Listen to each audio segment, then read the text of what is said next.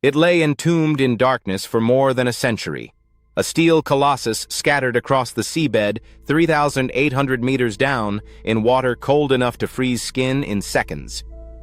We thought we knew the story, a proud ship, an iceberg, a tragic night. We were wrong. In 2025, a team of scientists didn't just find the Titanic. They rebuilt her, bolt by bolt, with technology that sees in the dark, peers through silt, and resurrects details no human eye has witnessed since 1912. What they uncovered shatters the myth we've been telling ourselves for over 110 years. If you think Titanic's story was carved in stone, think again. The project started as a daring collaboration between deep-sea engineering firms, National Geographic, and Atlantic Productions. Their goal wasn't a simple photo survey. They wanted a digital twin, a full 3D replica of the wreck accurate down to the millimeter. To do it, they unleashed robotic submersibles equipped with multispectral cameras, laser scanners, and high-precision photogrammetry rigs. For weeks, these machines crisscrossed the site in a precise grid, capturing more than 700,000 high-resolution images from every possible angle. In total, they collected 16 terabytes of data, enough to recreate the ship in chilling, hyper-real detail. When the first renderings appeared, even the veterans of past expeditions went silent.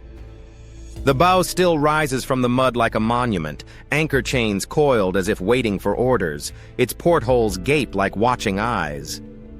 600 meters away lies the stern, twisted, collapsed, decks pancaked together, machinery ripped out and hurled across the ocean floor. Between them stretches a 5,000 artifact debris trail like breadcrumbs marking the ship's violent final minutes.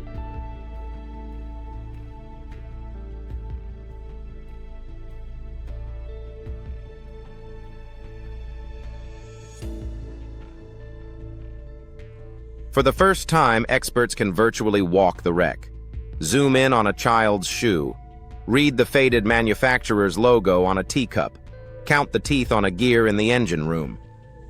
And then, the revelations began. Hollywood's clean, dramatic one-snap breakup? Gone. The scans prove it was a brutal, drawn-out destruction. Steel beams twisted like ribbon. Decks folded in on themselves. Engines and boilers were ripped from their mountings and flung hundreds of meters. Even the bow and stern died differently. The bow, though badly damaged, buried itself neatly into the seabed, almost upright. The stern was chaos, crumpled, imploded, and torn into jagged spirals.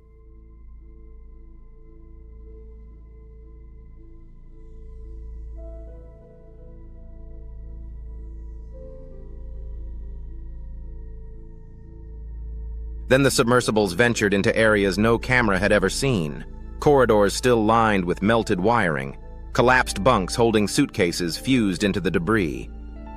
Scorch marks on electrical panels, each detail a breadcrumb to reconstruct the night. The evidence rewrote what we thought we knew about the engineers below decks. In Boiler Room 2, metal grates were buckled inward, proof that stokers and engineers were still working after water poured in. Why? To keep the dynamos running.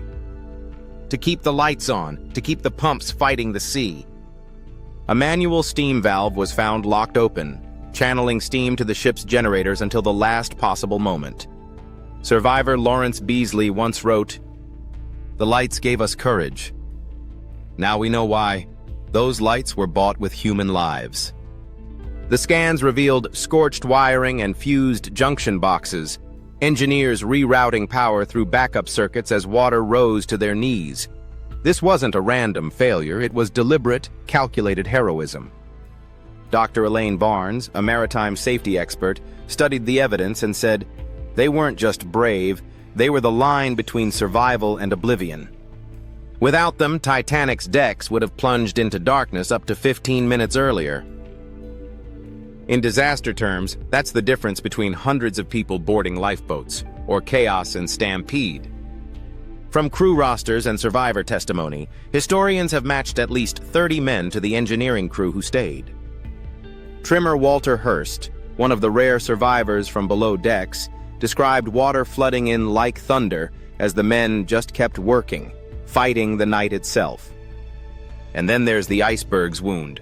For decades, we imagined a massive gash. The scan tells a colder truth. 6 razor-thin slits, each no wider than a few millimeters, running nearly 90 meters along the hull. Death by 1,000 cuts. Titanic's watertight compartments could survive 4 breached sections. The iceberg compromised 6. Game over.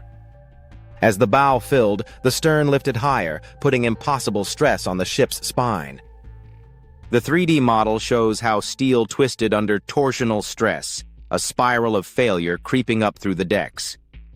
Bulkheads buckled, deck plates folded, steel curled back like paper over a flame. When the stern finally broke free, it didn't just fall. It spun, driven by trapped air, before smashing into the seabed with such force that parts of the midsection were obliterated. This explains the eerie voids in the debris map. Entire sections simply gone, either pulverized or buried deep in silt. Among the wreckage, shattered lifeboats, a single deck chair jammed in a collapsed gangway, the remains of the Marconi room where Jack Phillips and Harold Bride tapped out desperate SOS messages until the power died. The scans matched their final moments to the wreck's anatomy: burnt relays, fried fuses, relay boxes frozen mid-circuit. Then came something almost impossible, a battered metal locker near the officers' quarters, holding a sealed tin box. Inside, a single scrap of paper, miraculously preserved. Handwriting experts believe it's a last log entry. Lights dim, bow gone, men still at posts. Even the graphite strokes are visible. Other artifacts are heartbreak in miniature, a child's shoe half buried in silt, a pocket watch frozen at 2:17 a.m., trunks of first-class luggage holding jewelry, toys, and an unmailed postcard. The model also puts new pressure on the unsinkable myth. Titanic's double bottom and bulkhead design may have actually hastened the break by redistributing stress in deadly ways. In alternate simulations run on the scan, a different compartment arrangement could have bought the ship nearly an hour long enough for rescue ships to close in. The data even vindicates survivor accounts long dismissed as fantasy. Yes, the ship broke before sinking. Yes, the stern spun. Yes, the lights burned almost until the end. And while the story is rich with mechanical detail, the human narrative cuts deeper. The engineering crew's sacrifice isn't just a footnote, it's carved into the wreck itself. Warped grates, open valves, and burned wiring aren't just debris, they're signatures of defiance.